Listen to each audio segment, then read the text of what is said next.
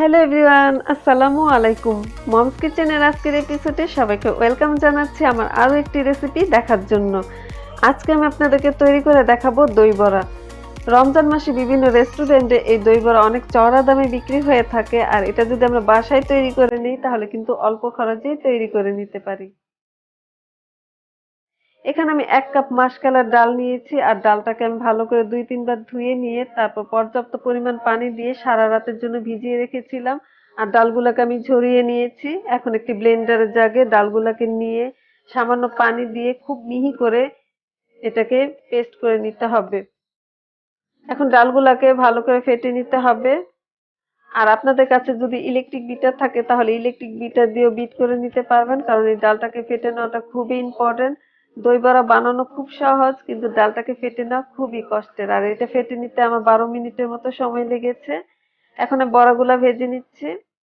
তেলটা খুব ভালো করে এর মধ্যে বড়াগুলা দিয়ে দিয়েছি। এখন চুলা আঁচটা মিডিয়ামে রেখে তারপর উল্টে পাল্টে বড়াগুলাকে ভেজে নিতে হবে।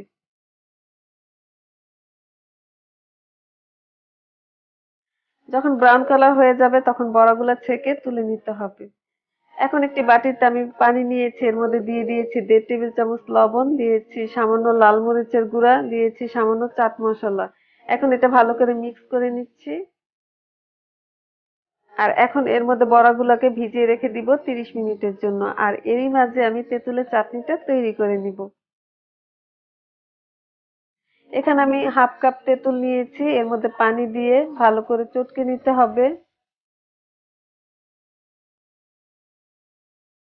এখন ভালো করে চিপে তারপরে তেঁতুলের বিচি আর আঁশটা ফেলে দিতে হবে। আর যে তেঁতুলের পানিটা রইলো সেটাই কিন্তু তেঁতুলের কাজ। এখন এটা ভালো করে ছেঁকে নিব।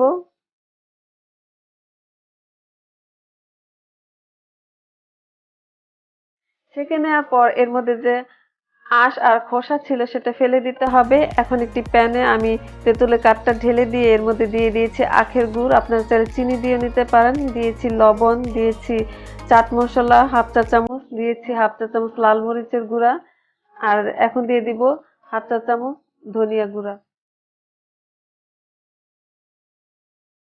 এখন এটা ভালো করে নেড়ে চেড়ে নিতে হবে। আর একটু লবণ লেগেছে, আমি আর একটু লবণ দিয়ে দিয়েছি। তো আমার তেঁতুলের সসটা হয়ে গেছে, এখন এটা আমি নামিয়ে রেখে দিব। আর যে বড়াগুলা ভিজিয়ে রেখেছিলাম সেগুলা বড়া ফুলে দেখেন একদম সাদা হয়ে গেছে, এগুলা আলতো হাতে চিপে এক্সট্রা পানিটা ফেলে দিতে হবে। এখন দইয়ের মিশ্রণটা আমি তৈরি করে নিচ্ছি। এই জন্য এখানে নিয়েছি 1 কাপ টক দই, আর দিয়ে দিচ্ছি 1 টেবিল চামচ পুদিনা পাতা বাটা, আর দিয়ে দিচ্ছি 1 টেবিল চামচ ধনিয়া পাতা আর কাঁচামরিচ আমি একসাথে বেটে নিয়েছিলাম সেটা, আর দিয়ে দিচ্ছি লবণ। এখন এটা ভালো করে মিক্স করে নিচ্ছি।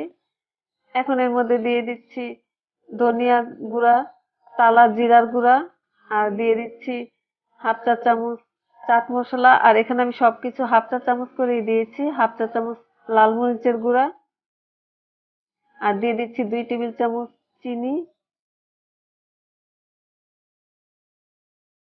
এখন এটা ভালো করে মিক্স করে নিতে হবে, আর এর মধ্যে পানি দিয়ে দিচ্ছি।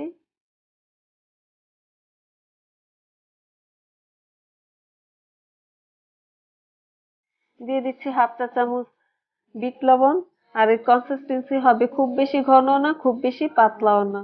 এখন এর মধ্যে বড়াগুলাকে ভিজিয়ে রেখে দিব। আর এই বড়াগুলাকে ভিজিয়ে আমি 1 ঘন্টার জন্য রেখে দিব।